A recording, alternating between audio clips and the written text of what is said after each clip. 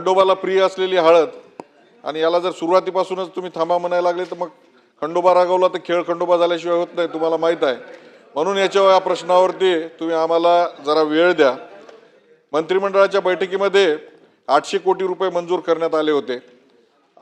एक वर्षापासनं UR number देण्यात आला नव्हता. मी मनापासनं मंत्री भरतशेठ गोगावले आणि त्याचबरोबर अर्थमंत्री माननीय आमचे आशिषजी जयस्वाल यांचं आभार मानतो की आता UR नंबर त्याला देण्यात आलेला आहे.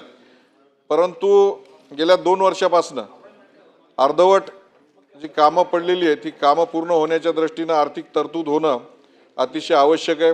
पुरवणी यादीमध्ये या संदर्भामध्ये कुठल्याही प्रकारची आर्थिक तरतूद करण्यात आलेली नाही. तर पुरवणी यादी तर इथं आपण मांडलेली आहे, परंतु त्याच्यात तरतूद करण्यात आलेली नाही. आगामी अर्थसंकल्पामध्ये आपण यासाठी आर्थिक तरतूद करणार आहात का? त्याचबरोबर मंत्रिमंडळाच्या बैठकीमध्ये 75 पदं ही मंजूर करण्यात आली होती. आत्तापर्यंत हाय पॉवर कमिटीने उच्चाधिकार समितीने त्याला मंजुरी दिलेली नाही. तर या उच्चाधिकार समितीने तातडीने ही 75 पदे मंजूर करावीत अशी वारंवार मागणी करून अजूनपर्यंत मंजूर झालेली नाही. तर किती काळामध्ये ही आपण 75 पदे हाय पॉवर कमिटीची मान्यता घेऊन ही भरणार आहात?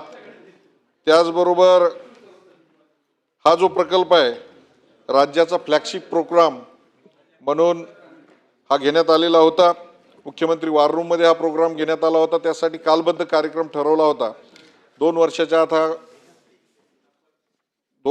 आत हा प्रकल्प पूर्ण व्हावा असे त्यावेळेस निर्देश देण्यात आले होते. 4 वर्ष झाले अजून हा प्रकल्प पूर्ण झालेला नाही. आणि त्याचबरोबर या प्रकल्पाचा अध्यक्ष या नात्याने मंत्रिपदाचा दर्जा आम्हाला देण्यात आलेला आहे. राज्यामध्ये अनेक लोकांना मंत्रिपदाचा दर्जा देण्यात आलेला आहे. काही लोकांना त्यासाठीच्या सुविधा देण्यात आलेल्या आहेत आणि काही लोकांना कुठल्याही प्रकारच्या सुविधा देण्यात आलेल्या नाही. तर सर्वांना या मंत्रिपदाच्या ज्या सुविधा आहेत सर्वांना लागू करणार का, हा माझा प्रश्न. मंत्री महोदय.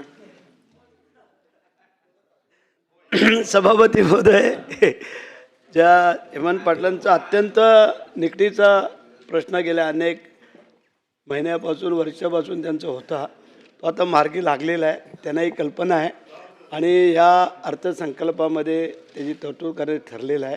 कारण हा वैयक्तिक त्यांचा प्रकल्प नाही, हा खरोखर त्यांच्या अगदी शेतकऱ्यांच्या आणि यांच्या निकटीचा आहे.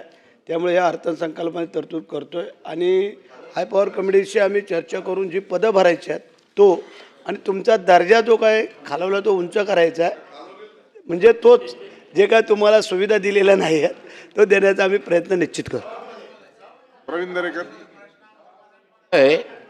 सन्माननीय हेमंत पाटील, सभापती महोदय, बाळासाहेब ठाकरे हळद संशोधन प्रशिक्षण केंद्राचे अध्यक्ष आहेत आणि त्यांची हिंगोलीला तर मोठ्या प्रमाणावर हळदीचं उत्पादन होतं आणि त्यांची तळमळ मी जवळून या ठिकाणी या विषयात पाहिलेली आहे. आता तो विषय मार्गी लागताना दिसतोय.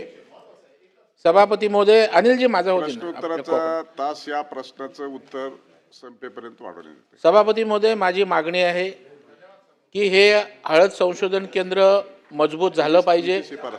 हळदीचं उत्पादन त्या ठिकाणी वाढलं पाहिजे. हे म्हणजे कोकणामध्ये राजापूरची हळद पण फेमस आहे. त्याच्यामुळे भरत शेठ, आपण फलोत्पादन मंत्री आहात तर आपण ह्याचं उपकेंद्र फक्त प्रश्नच आहे.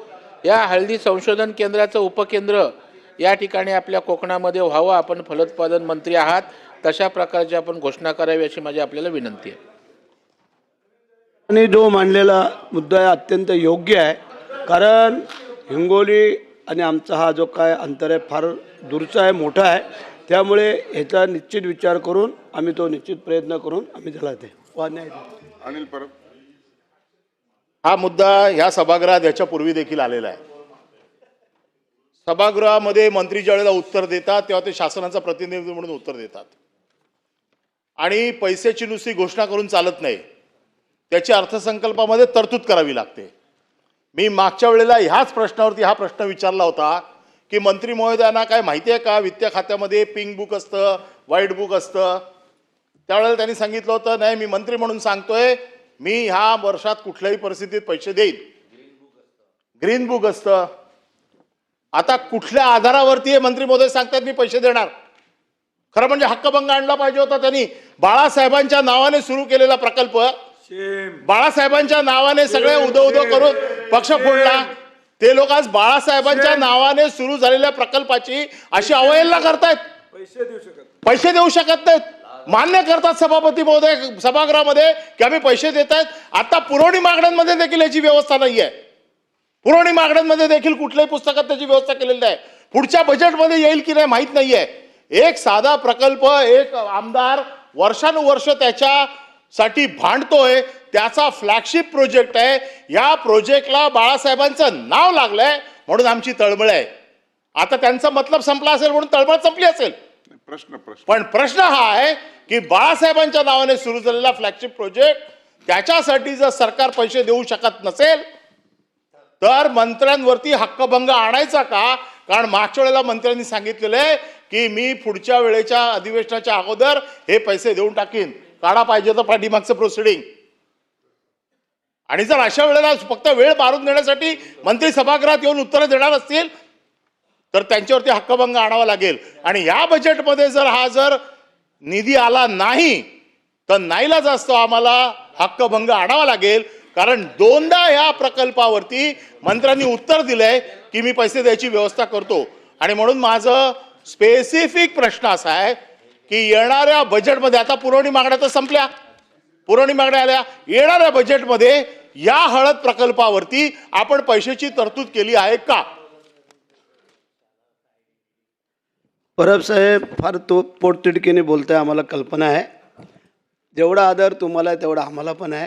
आणि हा शेतकऱ्यांच्या कुटुंबाचा आणि आदरणीय बाळासाहेबांचं नाव दिलेलं आहे, त्यासाठी तुमचं म्हणणं बरोबर आहे. आम्ही त्या मताशी सहमत आहोत. परंतु तुम्हाला सांगू इच्छितो की येणाऱ्या ह्या बजेटमध्ये ही तरतूद केली जाईल. जे मागच्या वेळेला जे काय तांत्रिक बाबीची अडचण होती करतोय झाले. मगाशी चर्चा करून आलो आम्ही मुख्यमंत्र्यांशी. एक मिनिट अगोदर परब साहेब आपणही मंत्री होता, आपल्यालाही सगळी कल्पना आहे. परंतु तुम्हाला सांगू इच्छितो हा साध्या प्रश्नाचंच उत्तर देतोय, आम्ही फार खोलात नाही जायत. तुम्ही ज्या पोटतिडकीने बोलताय ते आम्हाला कळलेलं आहे आणि त्याची या बजेटमध्ये तरतूद करतो. मागच्या वेळेला जे काय तांत्रिक बाबीची अडचण होती स्वतः हेमंत पाटलांनाही माहिती होती काय होतं काय नाही. त्या खोलात आता आम्ही जात नाही. परंतु आदरणीय मुख्यमंत्र्यांच्या माध्यमातून या बजेटमध्ये ते आम्ही आणतोय आणि तुम्हाला शब्द देत होते. राठोड, मराठवाड्यामध्ये हळदीचं पीक खूप मोठ्या प्रमाणामध्ये त्या ठिकाणी होतं आणि हे होत असताना माननीय बाळासाहेब ठाकरे यांच्या नावाने संशोधन केंद्र वसमत येथे स्थापन करण्यात आलं आणि या महामंडळाचे प्रश्न विचारा आता. हो